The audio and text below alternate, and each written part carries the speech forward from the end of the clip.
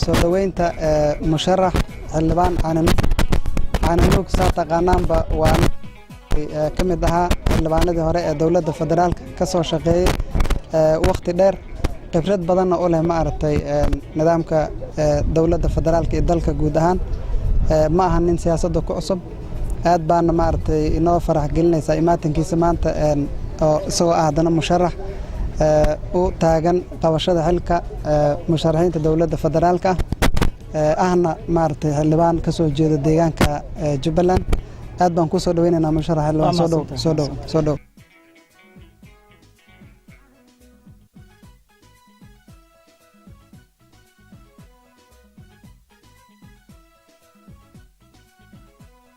الرحيم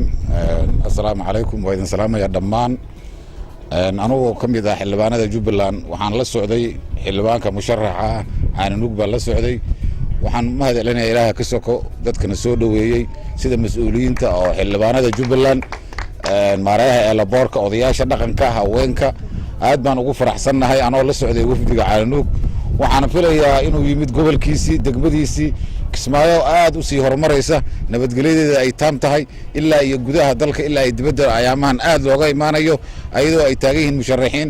gulihii aqalka sare waxyaabo badan si nabadgelyo ay ku socdaan haddaana xildhibaanada Jubbaland dadka dibadda jira iyo dadka gudaha joogaba inay jubbooyinka ay u furan tahay ay yimaadaan ay tartamaan dhawaana ay tartanka bilaabi doono assalaamu calaykum waraxmatullaahi wabarakaatuh intaan iyo banaanbaxan maanta isugu nimid waa intaas assalaamu calaykum waraxmatullaahi wabarakaatuh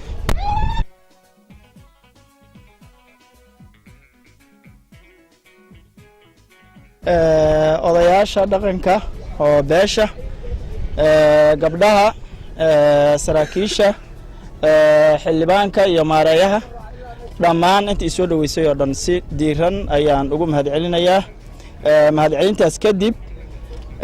waxaan rabaa hadafkayga murashaxnimo inaan meeshan ku sheego insha Allah tacaala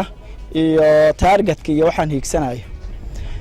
runtii waxaad la socotay 2016 inay dhacayso doorasho dowladda federaalka xildhibaanadeeda in lagu tartamayo halkan oo Jubbaland runtii waxaan isleeyahay dadkii soo dhaweysay gaar ahaan ugu mahadcelinaa waxaan ahay murashax u taagan 2016 waxaan rabaa isbedel inaan sameeyo insha Allah tacaala halkan waxaan ka ballan qaadayaa hadduu Ilaahay yiraahdo haddaad doorataan odayaasha dhaqanka halkan jooga iyo gabdhaha iyo dadkii soo dhaweeyay haddaad doorataan waxaan sameyn doonaa isbedel ballaaran insha Allah tacaala oo ku diirsataan inaad heshaan waxbarasho inaad heshaan caafimaad inaad heshaan biyo insha Allah tacaala hadduu Ilaahay yiraahdo sidaan ognahay beeshan meesha ugu soo dhaweysay dawladda marti ay ka tahay marti kama ahaan doontaan insha Allah haddaad doorataan aad iyo aad ayaan idinka mahadcelinaynaa sad ii soo dhaweyseen gobolkeenan inaan horumarino insha Allah gobolkeenan inaan horumarino reer Jubbaland aan nahay inaan horumarino amnigiisana aan ka shaqeyno haddii amni la helo ayaa nolol la helayaa insha Allah amnigaas aan ka shaqeynaynaa horumaraan ka shaqeynaynaa waxbarashaan ka shaqeyn doonaa